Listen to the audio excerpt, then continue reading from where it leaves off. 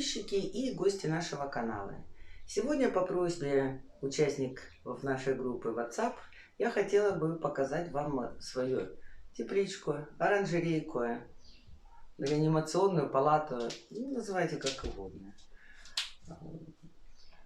В ней я выращиваю те растения, которым нужна, как говорится, срочная помощь. То есть это реанимашки, это растения, только что отделенные от материнского куста. Все те растения, которым, как говорится, нужна срочная помощь и особые условия содержания. Что касается особых условий, я хочу сказать, что это стабильная влажность, это хорошее освещение с продолжительностью 12 часов.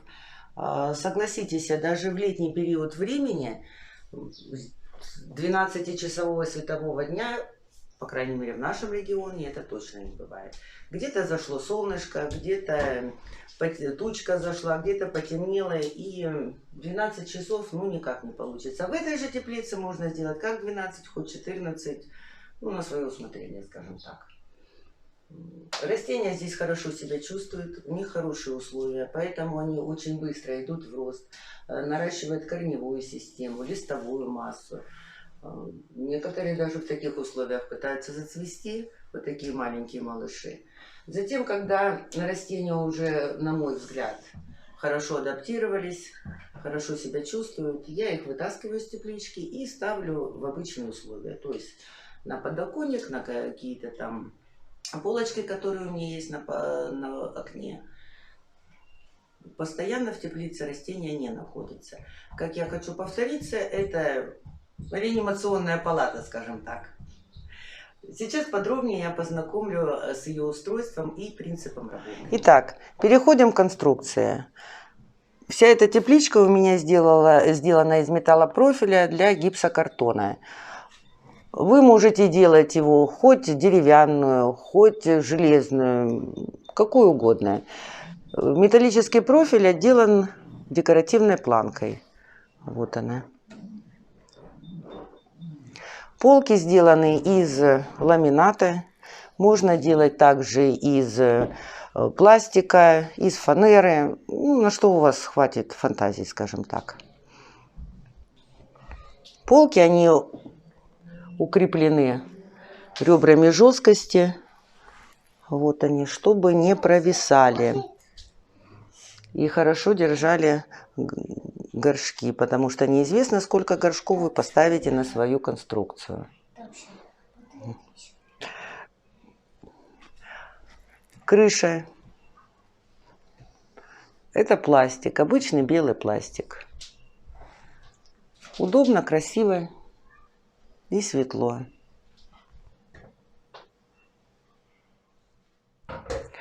Размер моей конструкции 1,30 на 60 сантиметров ширина. И высота 1,40 м. Обратите внимание на стенки теплички. Со стороны это может показаться, что это стекло. Нет. Обратите внимание, мягкое. Это жидкое стекло. То есть очень удобное, недорогой материал. Со стороны может показаться на фотографии, либо еще где-то, что тепличка выполнена из стекла. И это может отпугнуть, так как конструкция массивная, дорогая, стекло дорогое и плюс еще небезопасное, потому что у кого есть маленькие дети. Но, как видите, это очень удобный и хороший материал. Кстати, недорогой. Итак, фасад.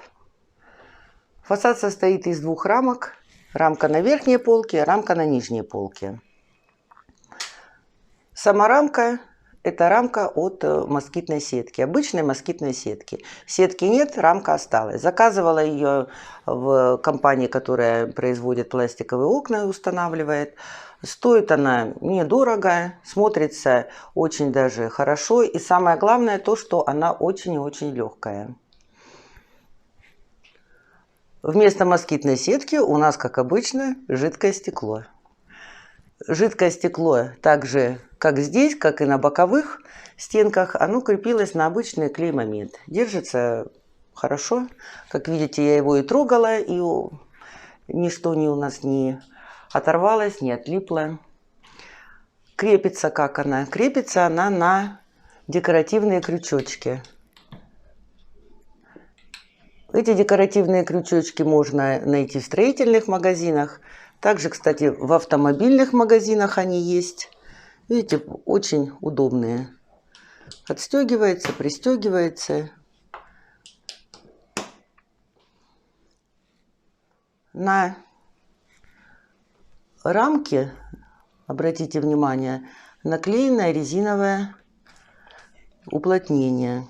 Это обычное уплотнение, которое также можно купить в строительном магазине.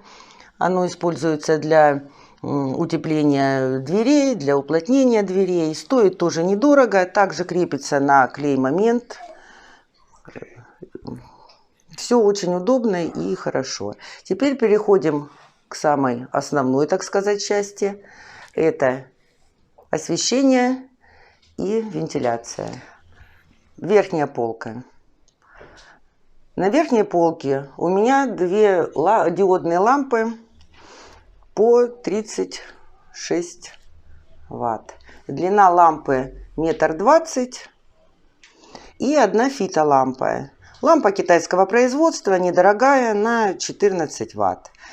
В общей сложности на полке шириной 1,30 м и длиной 1,30 м и шириной 60 сантиметров у меня получается 86 ватт диодного света.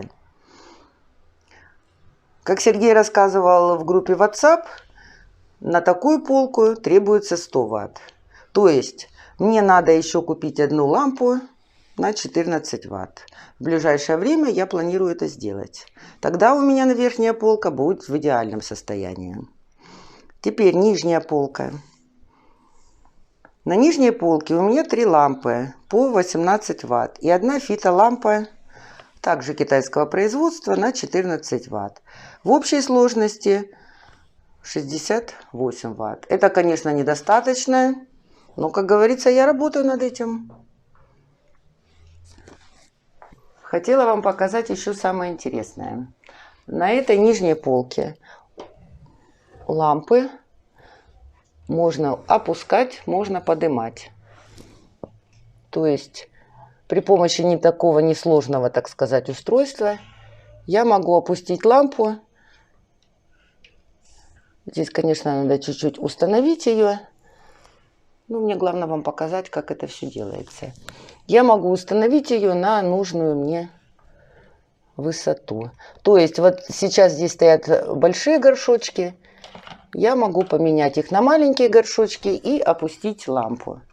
Также этой полкой, если я не пользуюсь, я могу просто выключить здесь освещение. Главное в тепличке такого типа – это вентиляция. Так как в теплице мы поддерживаем постоянную влажность, процентов 80-85, то, естественно, стенки запотевают. Это не только неэстетично, но и вредно для растений. Застоявшийся влажный воздух способствует развитию таких заболеваний, как мучнистая роса, серая гниль, ржавчина и другие подобные заболевания. В моей тепличке вентиляция устроена по принципу дымохода, то есть как в обычной печке. Забор воздуха идет с нижней части. Для этого установлены вентиляторы. Это обычные компьютерные кулеры, которые подключены к блоку питания на 5 вольт. Они помогают создавать нужное направление воздуха.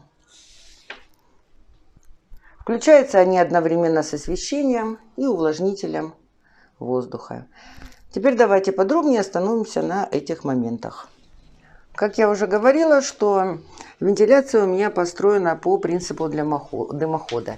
Для этого в нижней части теплички расположены отверстия, которые закрыты декоративными решетками. Отсюда идет забор воздуха.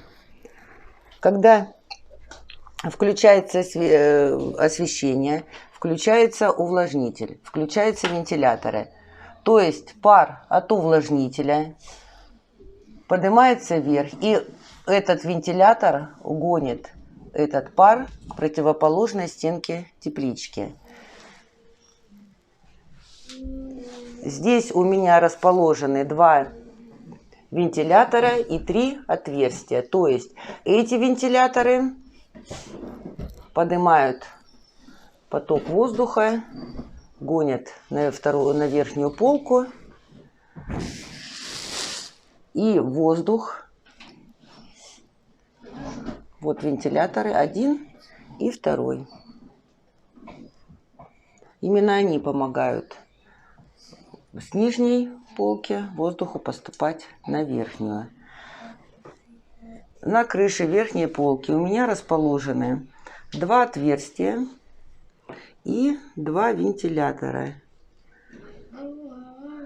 С помощью этих вентиляторов поток воздуха, поступающий с нижней полки на верхнюю, выталкивается и выходит наружу. Вот 2 отверстия. Это получается как будто бы змейка, которая поднимается снизу, идет, поднимается наверх и вот так вот уходит. Это и называется принудительная вентиляция. Это у меня получается днем. Ночью же у меня получается естественная вентиляция, так как свет не работает, увлажнитель не работает. Но в принципе ночью и не надо, чтобы был такой сильный поток воздушных масс. Это получается, что днем у меня принудительная, ночью у меня естественная вентиляция. Как я уже говорила, вентиляция обязательно нужна. Это защита от вредителей, от болезней. А также антуриумы не любят застоялого воздуха. И очень хорошо реагируют на движение воздушных масс. Получается все как в природе. Итак, многие могут спросить, как же узнать, какова температура и влажность в тепличке. Для этого я использую вот такой приборчик. Заказан на Алиэкспресс. Вещь недорогая, но очень удобная. Имеет 2 температурных датчика.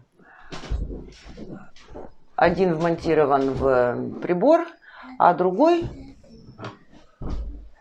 шнур и опускается в ту точку, где вам надо измерить температуру. Также этот прибор измеряет влажность. То есть получается температура верхней полки, температура нижней полки и влажность всей этой конструкции. Но сейчас вы особого внимания не обращайте на эти показатели, потому что, как вы видите, теплица открыта, должным образом не работает ни вентиляторы, ни увлажнитель. Ну, предполагаю, то, что мы как могли, так и рассказали вам, как устроена теплица, как она работает, какие приборы нужны. Но вопросы, как обычно, все равно будут возникать. И мы предлагаем задавать их на форуме. У нас есть тема, так сказать, очумелые ручки. Мы сделаем там специальную тему по тепличке, и все вопросы интересуют, которые вас задавайте. Отвечу либо я, либо Сергей. У Сергея, кстати, тоже такая же теплица, только гораздо больше моей и немного усовершенствованная. Спасибо за внимание. Подписывайтесь на канал, ставьте лайки, пишите комментарии. Всего вам доброго.